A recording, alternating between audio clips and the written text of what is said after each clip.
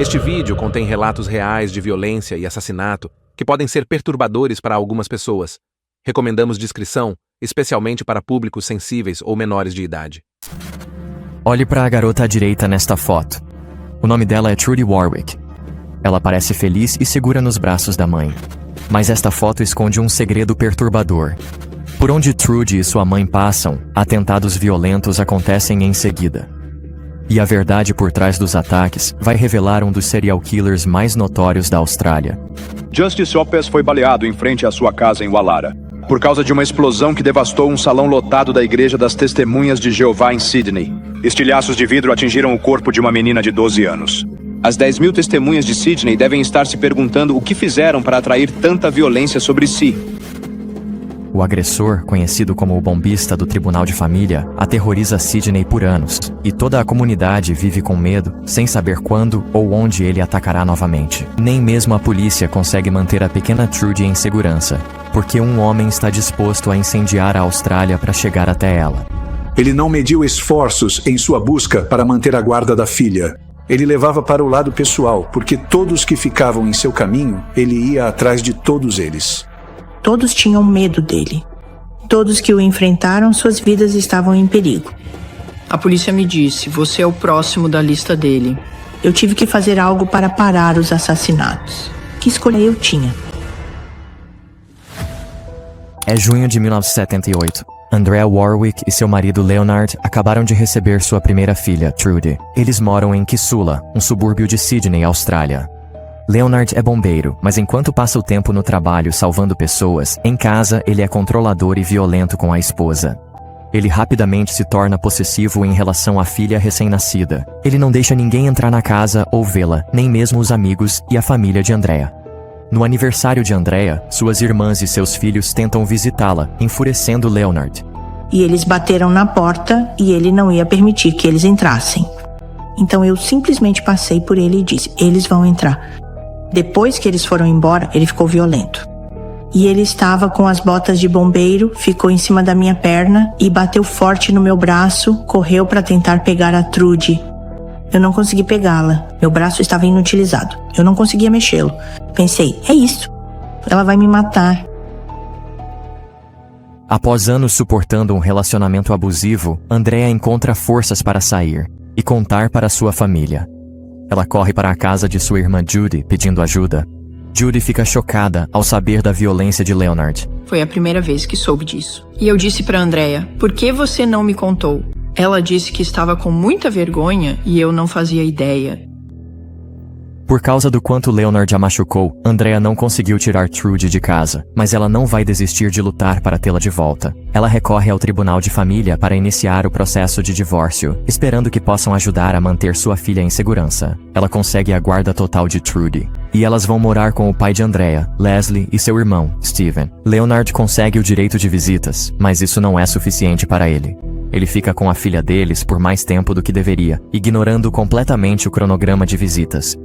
Leonard não se importa com as ordens do tribunal, e Andrea decide confrontá-lo para recuperar Trudy. Preocupada que Leonard pudesse machucá-la novamente, Andrea pede ao irmão, Steven, que a acompanhe, e eles vão juntos até Leonard. Steven levou Andrea até lá, bateu na porta e disse, Len, olha, não queremos confusão. Como Steven falava muito baixo, acho que nunca o ouvi levantar a voz. Steven calmamente pede Trudy a Leonard, mas Leonard bate a porta na cara deles, recusando-se a entregá-la. Andrea precisa voltar ao tribunal para pedir ajuda para recuperar Trudy, mas eles não fazem ideia até onde o pai dela irá para mantê-la. É 22 de fevereiro de 1980. Andrea acorda esperando dar bom dia a Steven, mas ele não está em seu quarto.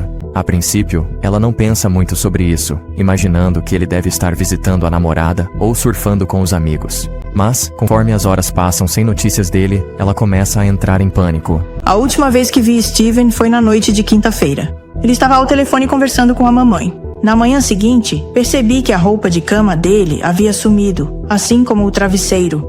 Andrea faz ligações, mas ninguém viu Steven desde a noite de 21 de fevereiro. Algo está terrivelmente errado.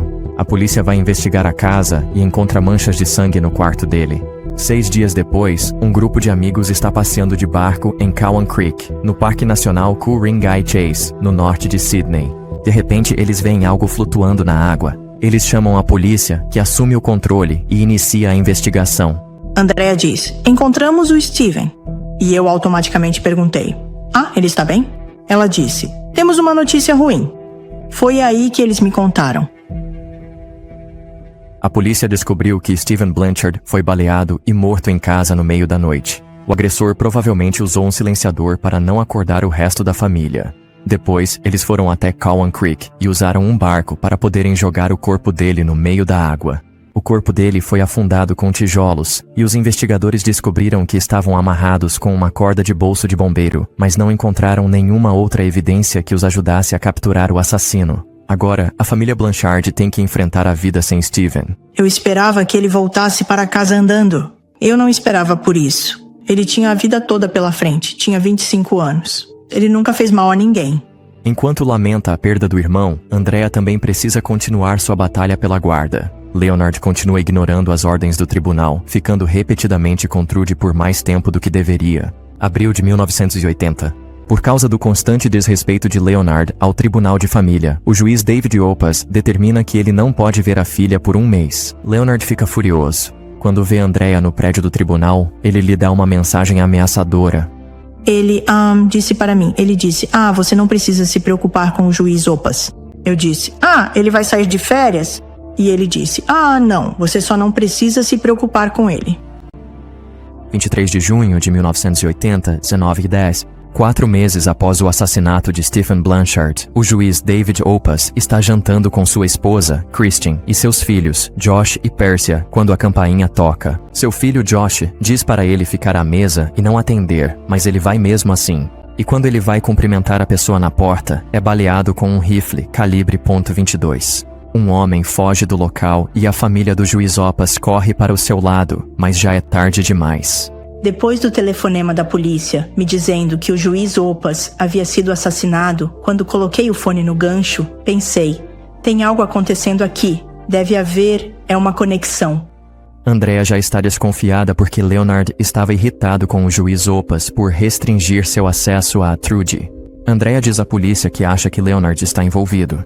Os investigadores revistam o armário dele no corpo de bombeiros onde trabalha. Eles encontram jornais com manchetes sobre o assassinato, mas nenhuma evidência física que possa ligá-lo à cena do crime. Leonard também se recusa a responder qualquer pergunta da polícia. Como juiz do tribunal de família, David Opas lidava com muitas pessoas que poderiam querer se vingar de suas decisões. 30 detetives trabalham no caso. Eles entrevistam mais de 500 pessoas que compareceram diante do juiz Opas no tribunal, além de 2.500 pessoas que compraram rifles nos últimos 6 meses. Eles não conseguem encontrar nenhuma pista ou se aproximar de uma prisão e um assassino está à solta. O povo de Sydney teme que todo o sistema do tribunal de família seja o alvo.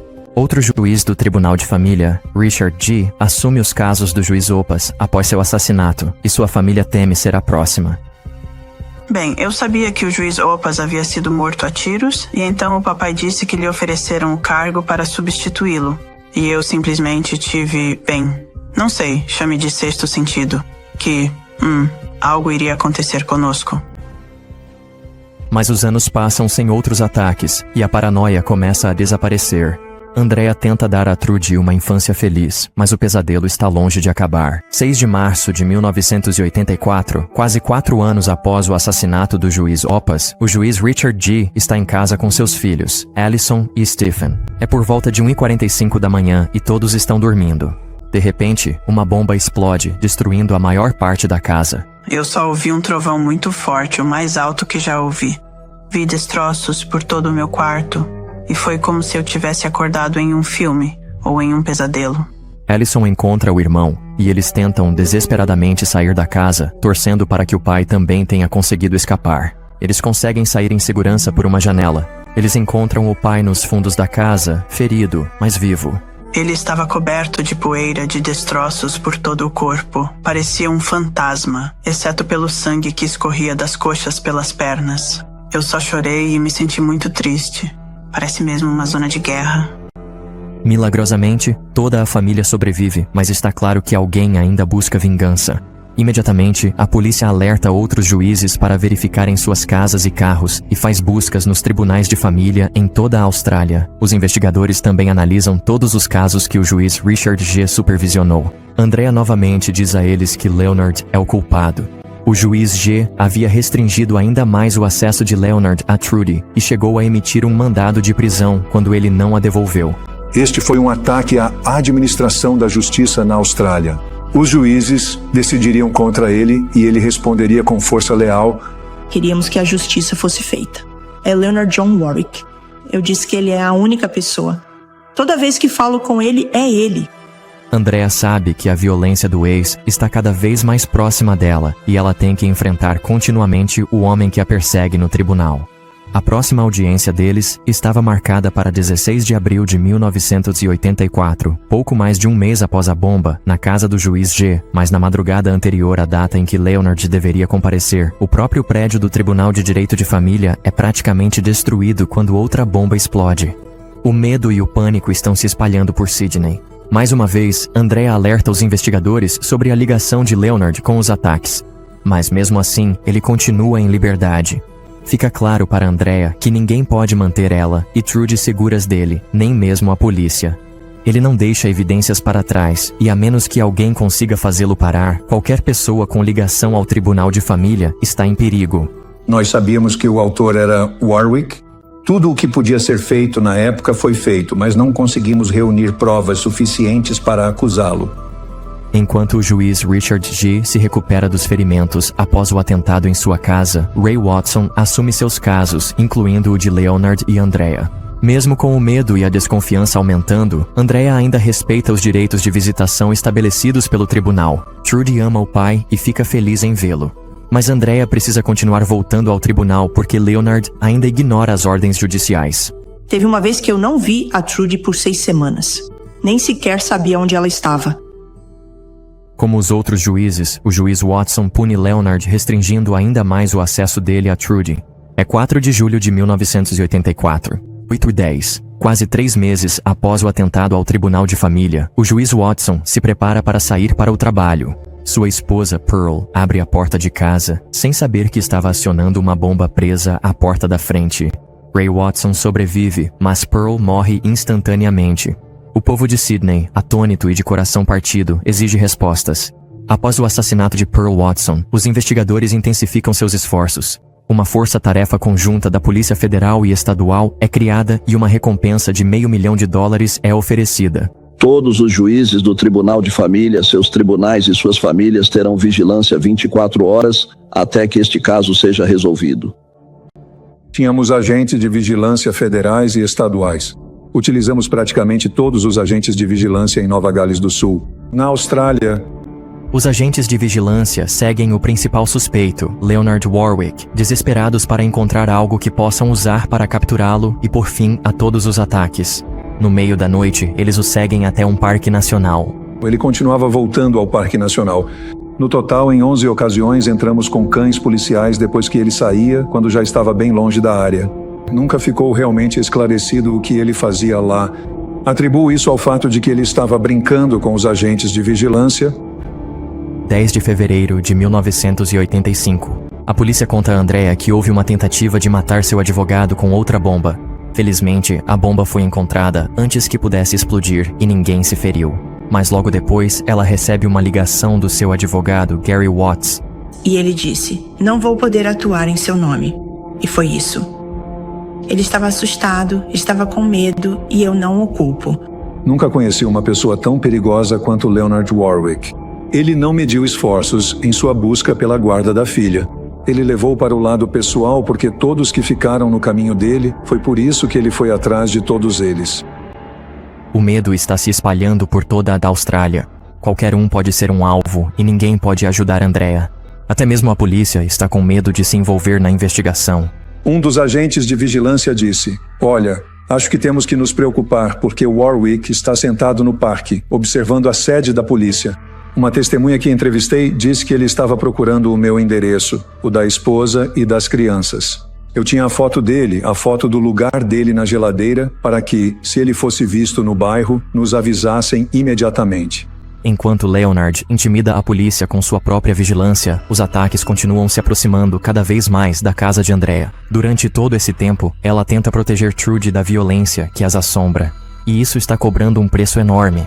Leonard já está de olho em seu próximo alvo enquanto faz ligações para a irmã de Andrea, Judy, ameaçando matar ela e seus filhos. A polícia me disse, você é a próxima da lista dele. Qualquer barulho, eu tinha que acordar. O tempo todo ficávamos olhando por cima do ombro. Nós seríamos os próximos. Mesmo que Andrea e a polícia acreditem que Leonard seja responsável por todos os ataques, eles ainda não conseguiram encontrar nada que possam usar para prendê-lo. Eles tentaram vigilância, ofereceram recompensas em dinheiro e colocaram vários detetives e recursos nos esforços, mas nada está funcionando. Andrea está apavorada. Leonard a persegue com frequência, estacionando em frente à casa e observando cada movimento dela. Um dia, ele aparece na casa e grita com Andrea, exigindo ver Trudy em uma visita não programada. Quando ela diz não, ele agarra Trudy mesmo assim e começa a correr. Mas Andrea o persegue, recusando-se a deixá-lo levar sua filha. Em resposta, ele dá um soco no rosto de Andrea. Chocada, ela rapidamente pega Trudy e corre de volta para dentro de casa, trancando as portas atrás deles. Andrea está desesperada para se afastar dele e de sua família, mesmo com a ameaça à sua vida. A irmã de Andrea, Judy, entra em cena. Testemunha de Jeová devota, Judy recorre à sua congregação em busca de ajuda. Eles precisam escapar em segredo para ficarem seguros de Leonard. Sua congregação se aproxima, ajudando-os a se afastarem para que possam se esconder. Não contamos a ninguém porque estávamos nos mudando. Nem mesmo os motoristas do caminhão sabiam para onde estávamos indo até 1 hora antes de chegarmos a Foster. Ninguém sabia. De certa forma, transformamos isso em um jogo divertido para as crianças. Um exercício de que, se algum dia Lane nos encontrasse, teríamos um plano de fuga para sair.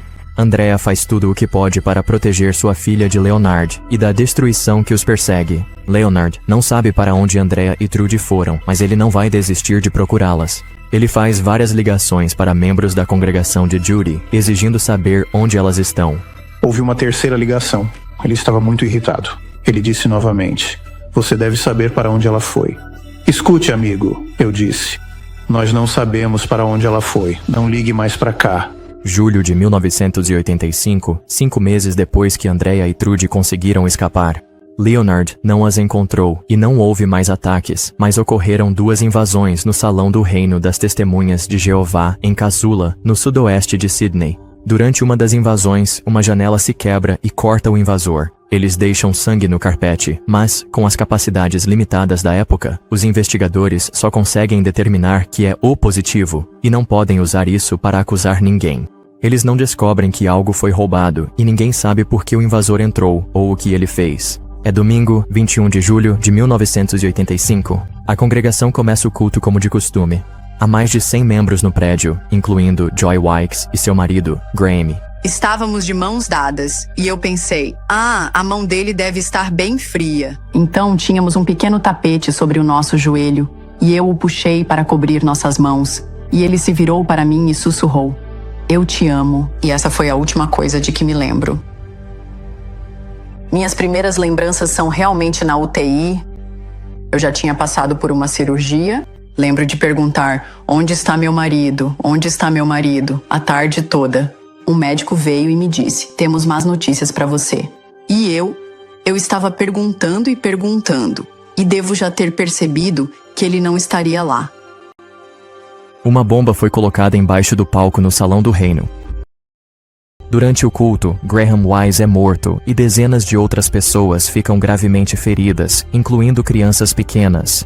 A família Blanchard fica arrasada ao receber a notícia. Eu simplesmente comecei a chorar. Eu não consegui falar por um bom tempo. Eles anunciaram que o salão havia sido bombardeado. Minha filha e Natasha estavam ao meu lado e ela disse, mãe, aquele era o Lane. Meu corpo inteiro estava tremendo. E eu liguei para a equipe antibombas. Eles tinham suas suspeitas e eu disse, essa é a minha congregação. Eu disse, então é essa a ligação. Joy Waynes ajudou os Blanchard a fazer as malas para a fuga e Andrea se culpa pela morte de Graham e por todos os feridos. No Salão do Reino.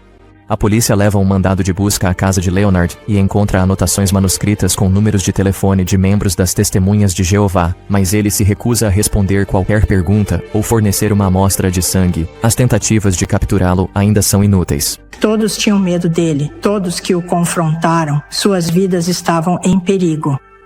Os ataques continuam a perseguir Andrea por onde ela vai. Mesmo quando ela escapa da perseguição de Leonard, ela é dominada pela tristeza, medo e culpa.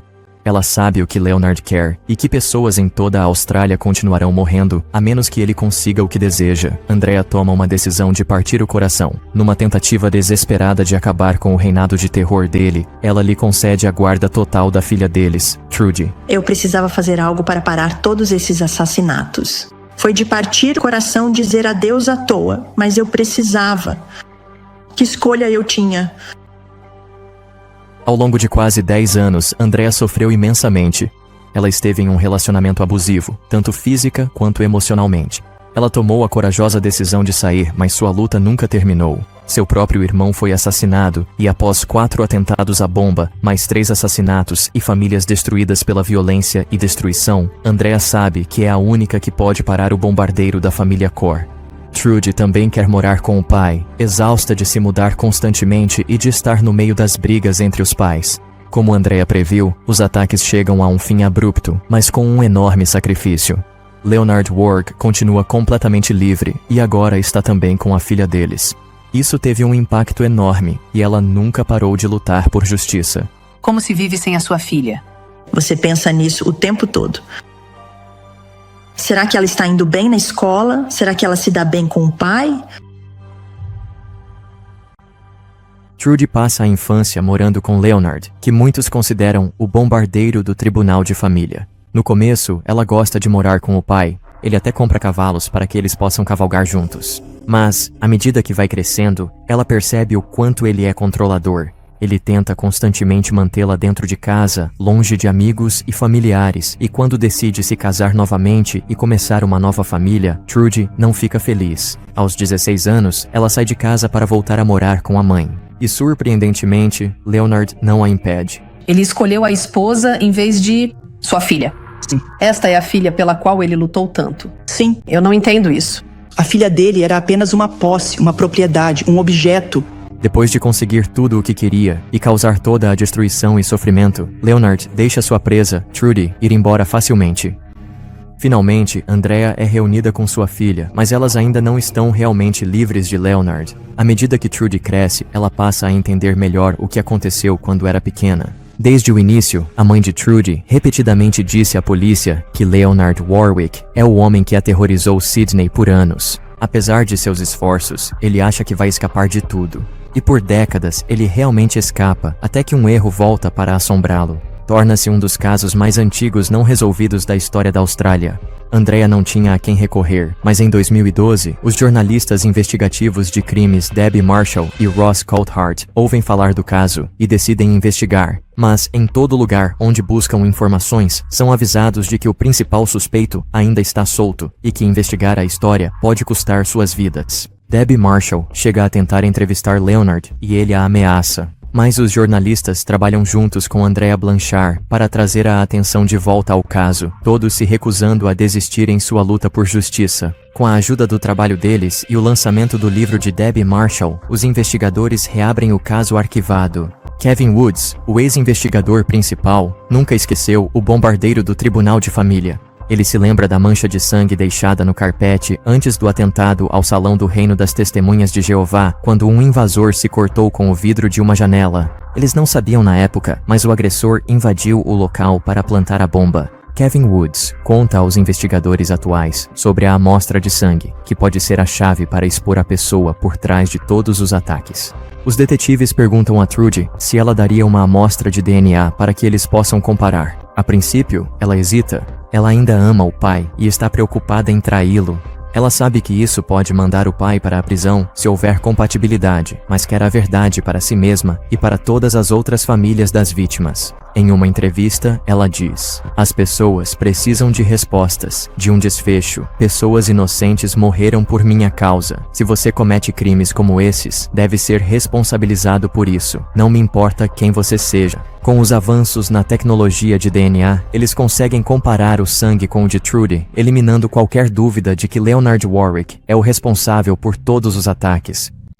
É 29 de julho de 2015. Mais de 35 anos depois de começar a aterrorizar o povo de Sydney, o passado de Leonard Warwick finalmente o alcança. Uma prisão relacionada aos maiores crimes não solucionados de Sydney. Um homem está sob custódia pelos atentados e assassinatos na corte familiar dos anos 80. O julgamento, conduzido apenas por um juiz, dura quase 2 anos. Warwick se declara inocente das mais de 20 acusações contra ele, mas com as provas esmagadoras e a ajuda do depoimento de Andrea, ele é condenado e recebe 3 sentenças de prisão perpétua sem direito à liberdade condicional. Leonard Warwick está finalmente atrás das grades e nunca mais poderá machucar ninguém. Após quase 40 anos vivendo com medo, Andrea finalmente pode começar a seguir em frente com sua vida. Ela ainda mantém uma relação muito próxima com Judy e Trudy, e elas continuam homenageando a memória de Steven até hoje. Andrea espera que sua história traga conscientização e apoio para sobreviventes de violência doméstica. Ela incentiva outras pessoas em situações semelhantes a saírem do relacionamento e buscarem ajuda. Você precisa pensar em si mesma, e se houver crianças envolvidas, precisa pensar na vida das crianças. É uma batalha difícil para se reerguer, mas hoje em dia existe muita ajuda disponível. Eu digo a qualquer mulher, você não precisa aceitar isso. Não há motivo para tolerar essa violência contra você. Andrea se defendeu para escapar do agressor e, com a ajuda de outras pessoas que nunca desistiram, ela fez justiça a muitas famílias na Austrália que foram afetadas pelos ataques. Não dá para explicar o sentimento. Não é um bom clube para se estar, mas sim somos uma família. Comprei um anel para Andrea e eu, e digo que toda vez que descemos, olhamos para aquele anel. Pra ver. E então dizemos com orgulho: nós sobrevivemos.